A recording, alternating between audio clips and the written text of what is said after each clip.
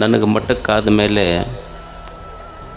ಮೊದಲು ಅನಿಸಿದ್ದು ಅಂದ್ರೆ 1,000 ಮಕ್ಕಳಿಗೆ ಒಂದು ಉಚಿತ ಪ್ರಸಾದ ನಿಲಯ ಮಾಡೋಣ ಅಂತ. ಅದು ಸಿದ್ಧಗಂಗಾ ಶ್ರೀಗಳು ಅದಕ್ಕೆ ಶಿಲಾನ್ಯಾಸ ಮಾಡಿದ್ರು.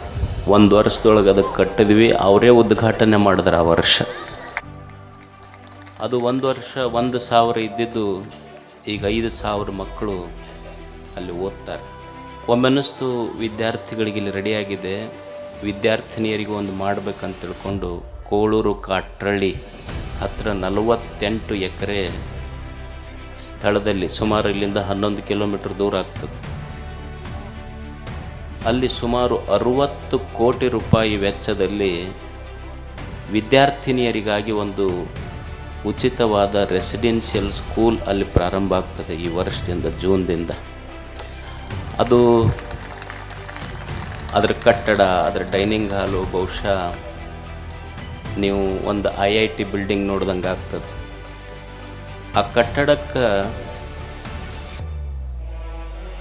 ಸಾವಿರಾರು ಜನ ಕಾಣದ ಕೈಗಳು ತಮ್ಮ ಹೆಸರೇ ಹೇಳಿಲ್ಲ, ಅಂಥವರೆಲ್ಲ ಉದಾರವಾದ ದಾನದಿಂದ, ಅವರ ನೆರವಿನಿಂದ ಅದು ನಿರ್ಮಾಣ ಆಗಿದೆ.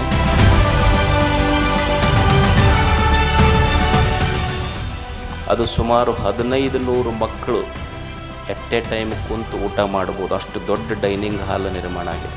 ಒಂದು 4-5 ಸಾವಿರ ಜನ ಕುಂತು ಕಾರ್ಯಕ್ರಮ ಮಾಡ್ಬೋದು. ಒಂದು dining hall come function hall plan ಮಾಡಿದ್ದೀವಿ. ಅದು ಒಂದು ಭಾಳ ಸುಂದರವಾದ ವಿನ್ಯಾಸ, ಕೊಲ್ಲಾಪುರದ ಇಂಜಿನಿಯರ್ ಅದನ್ನು ಮಾಡಿದ್ದಾರೆ. ಆಮೇಲೆ 15 class room, laboratory, principal quarters ಎಲ್ಲ ನಡೀತಾ ಇದೆ.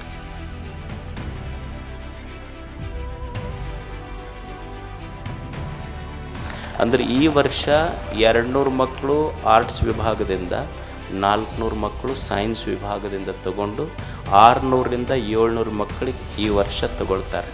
ಡೈನಿಂಗ್ ಹಾಲ್ 1,500 ಮಕ್ಕಳಿಗೆ ರೆಡಿಯಾಗಿದೆ, ಕಾಲೇಜ್ 1,500 ಮಕ್ಕಳಿಗೆ ರೆಡಿಯಾಗಿದೆ, ಹಾಸ್ಟೆಲ್ ಅಷ್ಟೇ 700 ಮಕ್ಕಳಿಗೆ ಆಗ್ತದೆ. ಮತ್ತು ಗವಿಸಿದ್ಧ ಯಾವಾಗ ಜೋಳಿಗೆ ಶಕ್ತಿ ತುಂಬ್ತಾನೆ ಅವಾಗ ಮತ್ತೆ ಅದನ್ನು ಮುಗಿಸ್ತೇನೆ. ಅದನ್ನು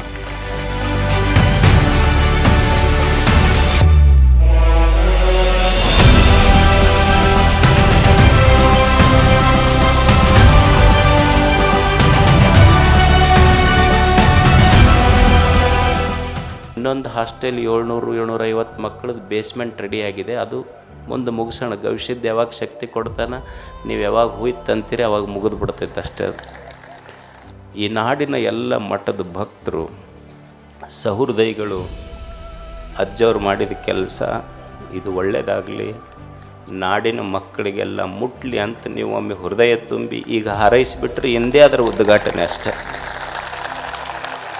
ಅದು ಫಾರ್ಮ್ಯಾಲಿಟಿ, ಮುಂದೆ ಮಾಡೋದು ಫಾರ್ಮ್ಯಾಲಿಟಿ.